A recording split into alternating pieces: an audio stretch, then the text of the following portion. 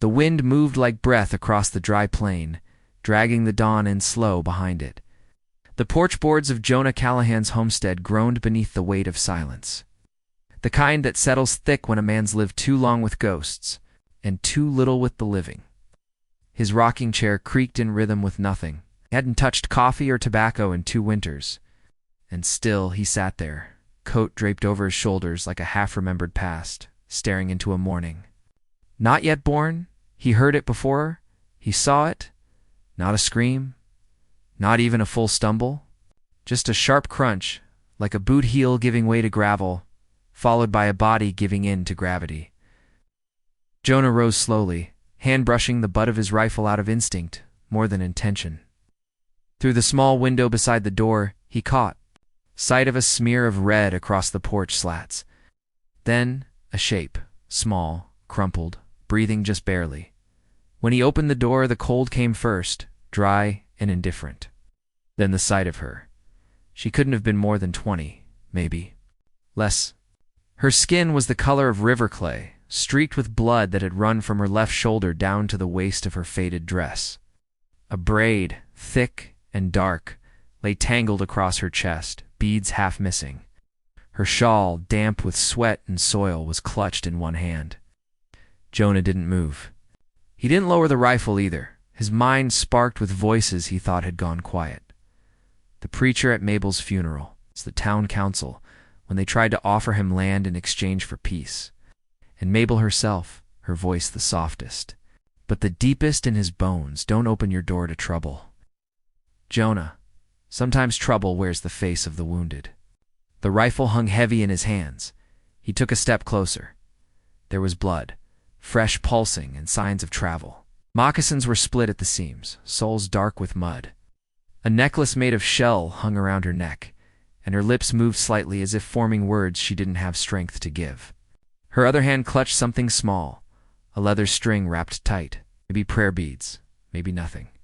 He could have walked back inside, could have locked the door and told himself the town would send someone by midday, could have justified it a dozen ways. But instead, he bent at the knees, felt his joints protest, and reached out. The moment his hands touched her body, fragile but humming with the will to live, he felt it again. That thing he buried after Mabel, the terrible, beautiful pull of responsibility. He lifted her like he remembered lifting his wife the night she miscarried, carefully, bracing her weight against his chest. She murmured something, a syllable. Maybe his name, or maybe just the wind's memory in her lungs. Inside, the hearth hadn't been lit in 2 days. He laid her on the old cot beside the stove, pulled a wool blanket over her, then went for water. When he returned, he hesitated. Before touching her wound, it was a clean shot through and through, but it had been left unattended too long.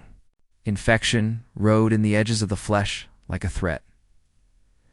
Jonah retrieved his old iron basin, the one Mabel used to use for soap making, and filled it with warm water. The smell of boiling pine sap still clung to it. He cleaned the wound, not gently, but not cruelly either, she cried out once. So soft it sounded more like a bird in its sleep. He found a needle, boiled it, threaded it by lantern light with fingers that hadn't stitched anything but fence wire in 5 years. By the time the sun slipped through the slats and reached her skin, her fever had begun to lift, her breathing eased. Jonah sat in his rocker, again, watching her chest rise and fall. The rifle leaned forgotten against the wall. Outside, the world kept on dust. Devils danced in the distance. Cattle lowed faintly, and somewhere a crow called twice. But inside, time had folded in on itself. It was as if he were waiting for something, a verdict, a reckoning. He didn't ask her name, not yet, and she didn't give it. All that mattered for now was that he had opened the door, against the preacher's words, against the town's warnings, even against Mabel's memory, and in doing so, he'd invited the past and something else back into the place, he thought. It sealed shut with grief and stubbornness. The wind rose. Again, this time warmer, like breath, like the whisper of someone watching from beyond the walls. He didn't rock, he just listened, and kept watch. The cabin held its breath. Shadows crawled slowly across the floorboards as the day passed, the sun moving low behind the curtainless windows. Ah! Jonah remained near the cot, basin resting cold on the edge of the stove. Her blood was already drying. Into the linen he'd wrapped her with, not tight, just firm enough to hold her together until she could do it herself. His hands worked steadily, but his eyes kept drifting upward to the rafters. There, suspended in dust and years, hung a dress too white for this place. Mabel's wedding dress. The hem was frayed now. A mouse had likely nibbled the edge in spring. Still it held shape the way memories do, unchanged by truth. Jonah looked away. The woman stirred again, breath catching in her throat, a faint moan escaping before her body turned slightly toward the stove.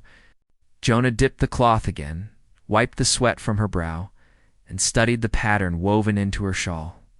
Beads like berries, small and bone-colored, stitched in a swirling line across the border. They caught the lamplight when he moved.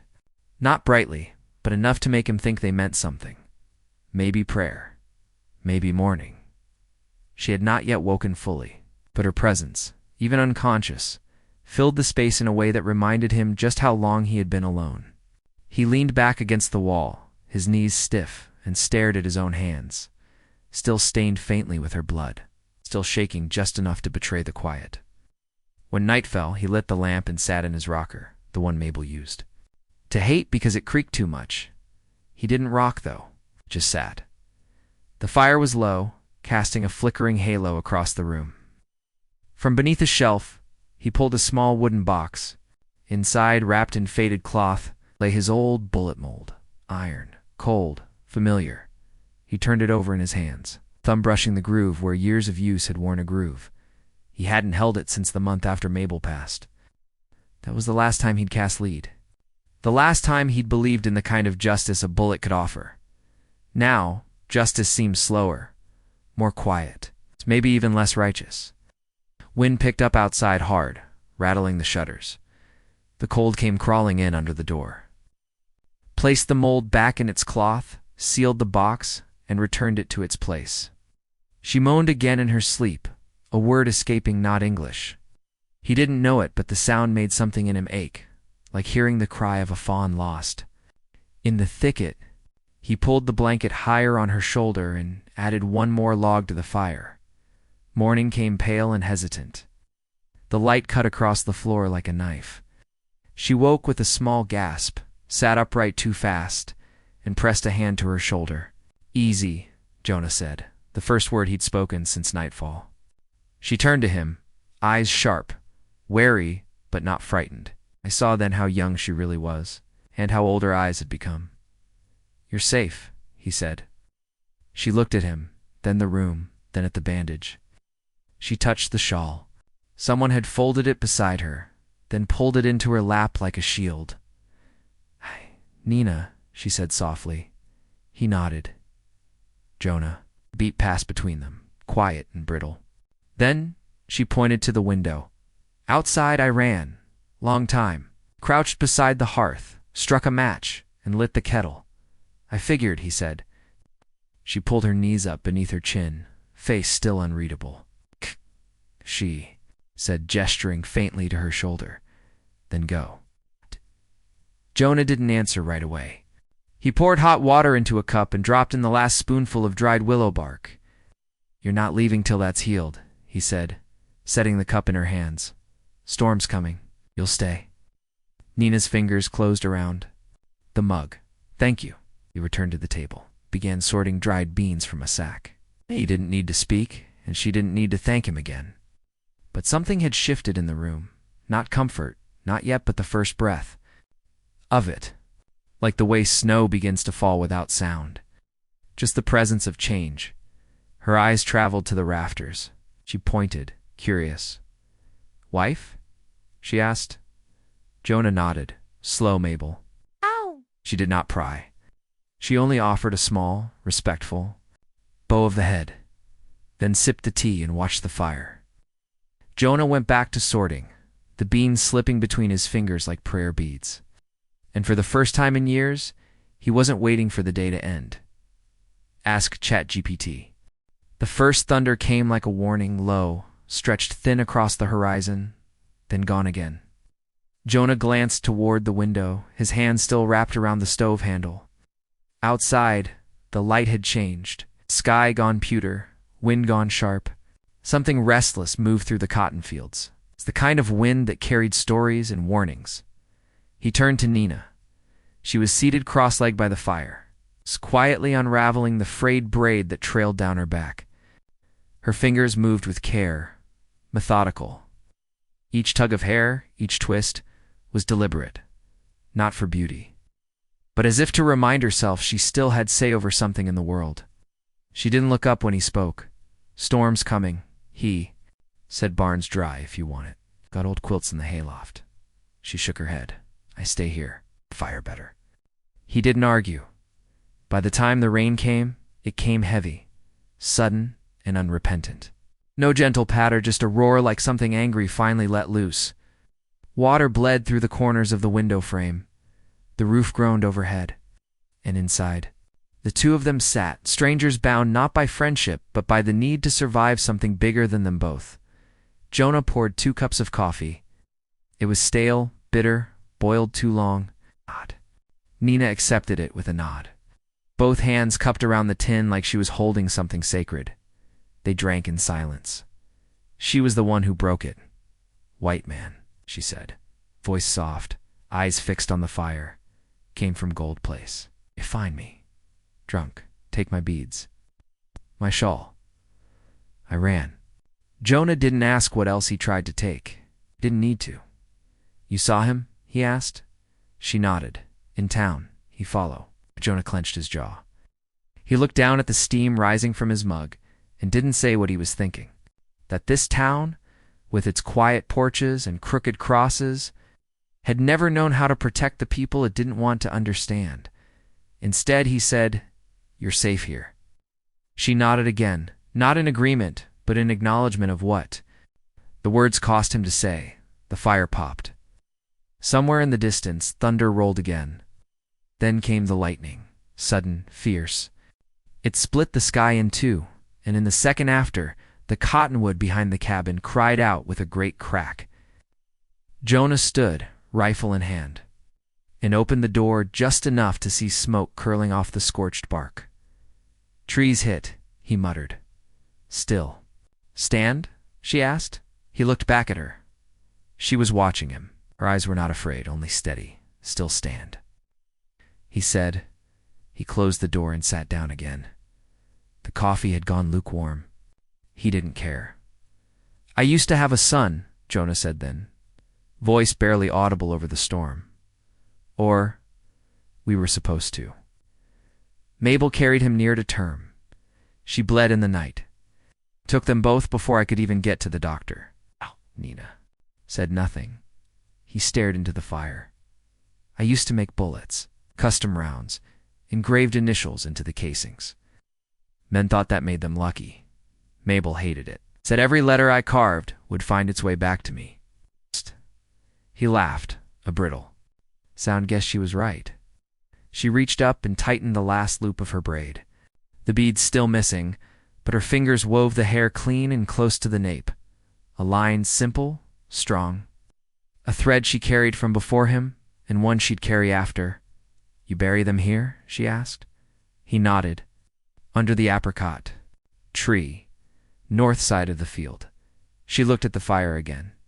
"Apricots grow slow, but they remember water." He stared at her, unsure what to say to that. But the words sank in like a hymn. A quiet truth, spoken not to comfort, but because it needed to be said. Outside, storm roared louder, like it might tear the roof from the rafters. But neither of them moved. The world could rage all it wanted. For now, inside this cabin of scars and silence, the storm had already met its match. By mid-morning, the rain had stopped, leaving behind a sky that looked scrubbed raw and a ground slick with mud thick as syrup. Jonah stepped onto the porch, boots sinking slightly into the softened earth, saw what he'd expected but still hoped not to. Tracks. 3 sets. Fresh.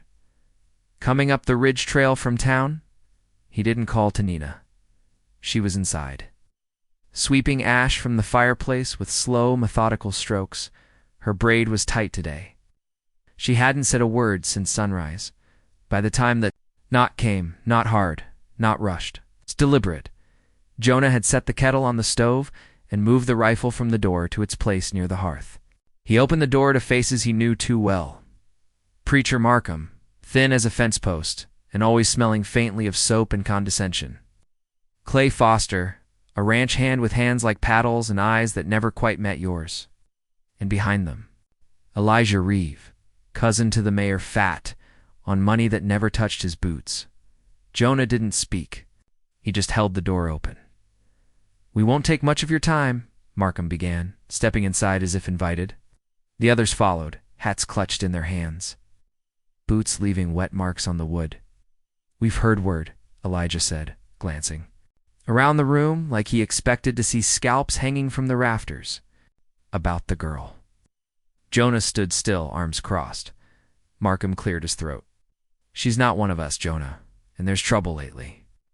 Over near Wapiti Ridge, some livestock gone, a barn torched. They say a band from the East Woods is stirring again." Clay nodded, lips pressed tight. "Not saying it's her folk, but folks are jumpy." "The mayor's worried." Jonah poured 3 cups of coffee without asking. "Set them on the table?" Sat down. "She's not a threat," he said flatly. "You sure about that?"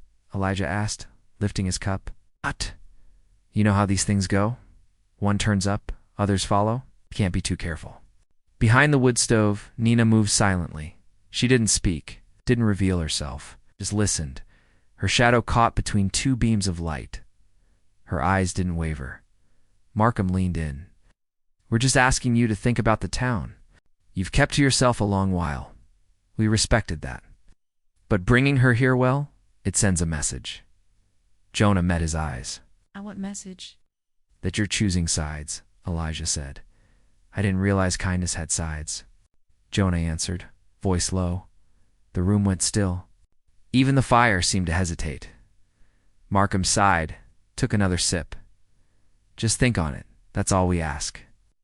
They stood, left the cups half drunk, and walked out without shaking hands. Jonah didn't watch them go. He just sat there, the weight of their words crawling across his skin like ants. When he finally turned around, Neena had stepped forward. "They leave," she said softly. "They left," Jonah replied. She didn't thank him. Not with words. She walked over and placed her hand on his calloused palm against calloused palm. There was no softness in the gesture, no romance, just a shared understanding. Gratitude without shame. He nodded once, and she pulled away. Later, that day, the sun returned in force, drying the earth just enough to work. Jonah fetched the mending tools and fence wire. Neena followed. They didn't speak. They didn't need to. The fence on the north edge had sagged, posts leaning like tired shoulders, rails loosened by last night's wind. Jonah held the posts, steady, while Neena worked the wire. Her fingers were quick, practiced. They moved like they remembered. Birds chirped from the mesquite brush nearby. A hawk circled overhead. By late afternoon, they'd fixed 3 sections without a word spoken. There. Shadows stretched long behind them, separated first, then overlapping, as if the land couldn't quite tell them apart anymore. The smell hit first, sharp and wrong, curling through the cotton fields like a memory no one wanted to claim. Smoke, faint but rising, drifted through the breeze in thin gray ribbons. Jonah stood from the porch, narrowed his eyes toward the north fence, and saw it. A flicker of orange, low and fast. Fire licking through the dry grass like it had been waiting for a reason. He didn't speak. Just went inside, grabbed the rifle from its spot behind the door. His boots thudded across the boards. Neena stood near the stove, already pulling on her shawl. "Stay here," he said. She shook her head once, firmly. "I help." She didn't wait for permission. By the time Jonah reached the edge of the pasture, she was beside him, bucket in hand, braid tight against her back. The fire wasn't big yet, but it moved with purpose, biting at fence posts, chasing heat up brittle weeds. Jonah raised the rifle, aimed at the sky, and fired once. The echo bounced off the hills, a warning not to anyone nearby, but to the land itself. He and Neena plunged in without pause. They worked in tandem, wordless, Jonah slapping at the flames with a wet blanket, Neena dashing water across the dry edges. The fire spit back, furious. Sparks lifted into the air like stars torn loose. Jonah's arms ached, Neena's hands blistered. Neither stopped. The moon was high when the last ember hissed out. Jonah dropped to one knee, breath sharp in his chest. Neena stood nearby, face streaked with soot, hair falling from her braid. A fresh rip marked her sleeve. Her collar had fallen open in the struggle. That's when he saw it. A scar red and raised, crossing the curve of her shoulder. Wasn't old. It spoke of something more brutal than a bullet. A blade, maybe, or fire. His chest tightened. Not from pity. From fury. She noticed his gaze, but didn't cover herself. Instead, she looked at him. Not with shame, not even with pain. Just with the bare truth of someone who had survived something. No words could soften. Jonah stepped forward, reached down, and lifted her shawl from the dirt. With both hands, he wrapped it over her shoulders, gentle as snow settling on warm earth. She didn't flinch. They walked back in silence. The land behind them blackened, the stars above too bright. Inside the cabin, the fire crackled low, just enough to chase the chill. Jonah poured 2 mugs of water and handed her one. She sat by the hearth, legs tucked beneath her. Her fingers toyed with the edge of the shawl, soot smudged at the seams. "My people lived by the lake," she said. After a while, voice softer than the wind, "Before town came, before fences, there were apricot trees. Many." Jonah sat beside her, resting his elbows on his knees. "Sweet fruit," she continued. "Small, but good. Children picked them too early. We laugh. They spit them out." He smiled faintly, gaze on the fire. "What happened to them?" She shrugged. "Gone now. 1 tree left, maybe, far off old." Jonah was quiet. Then, after a long moment, he said, "We'll plant another." She turned to look at him, not blinking. "We'll find a place where the roots can take," he added, his voice low, rough. "Not just for you, for both of us." Neena didn't smile. She just reached across the small space between them and pressed her hand against his, for a breath. They said nothing. It's not because there was silence between them, but because something fuller had taken its place. The kind of understanding that didn't need naming. The kind of promise made only by those who'd earned each other through fire, through ash, and through the choice to stay. Ask ChatGPT. The sky had just begun to lift itself from night's weight when Jonah saddled the horses. The frost clung to fence posts and curled at the edges of the trough. Neena stepped out of the cabin without a word, shawl drawn tight, braid wound high, and clean. She wore her silence like armor. Jonah nodded once. She nodded back. They rode side by side, no gallop, no rush, just the rhythm of hooves through dew-wet grass and the slow rise of the sun across the plain. When the town finally came into view, low roofs, rusted signs, a church spire pointing too hard at heaven, it did not feel like the center of anything. Just another place people passed through or stayed behind in. They dismounted outside, the general store. The preacher stood there, along with the mayor and his cousin. Others gathered at porches, behind curtained windows, clutching coffee mugs in quiet judgment. Jonah stepped forward. He reached into his coat and pulled out a folded document. His handwriting, his name, sworn account of what Neena had told him. The man who hurt her. Where, how, when, names, witnesses, all of it. He held it out, toward the mayor. "You'll file this," Jonah said. The mayor's mouth worked like it wanted to argue. But the paper said enough, and Jonah's eyes didn't waver. Neena stood behind him, silent. Her braid caught the wind, tight and high. She didn't look at them, didn't lower her gaze. Presence alone was its own defiance. The townsfolk didn't cheer, no one clapped, but no one stopped them either. By midday, they were already halfway home. The trail back felt shorter, the land familiar again. The house waited with its crooked chimney and unpainted porch. And behind it, the cottonwood tree, still scorched on one side, still standing. Jonah walked to the side of the barn and returned. With a wooden bucket, Inside was a small sapling, an apricot shoot, green as hope, fragile as breath. Neena looked at it, then at him. He didn't explain. He just walked to the patch of earth where the fire hadn't reached, just east of the cottonwood, and knelt down. She joined him. Her hands worked the soil. His hands steadied the roots. They planted it without speaking. No prayers, no vows, no kisses exchanged. Just dirt under fingernails, a hush in the wind, and the weight of two lives bending toward something new, something neither of them had asked for, but both had chosen. When the work was done, Neena leaned against his shoulder. Not for warmth, not for romance, just presence. And Jonah did not move away. The wind rose softly, brushing past them like a blessing. The sapling leaned, but did not fall. That evening, with the sun gold behind the hills, Jonah climbed the ladder, into the rafters. He pulled down the wedding dress, Mabel's.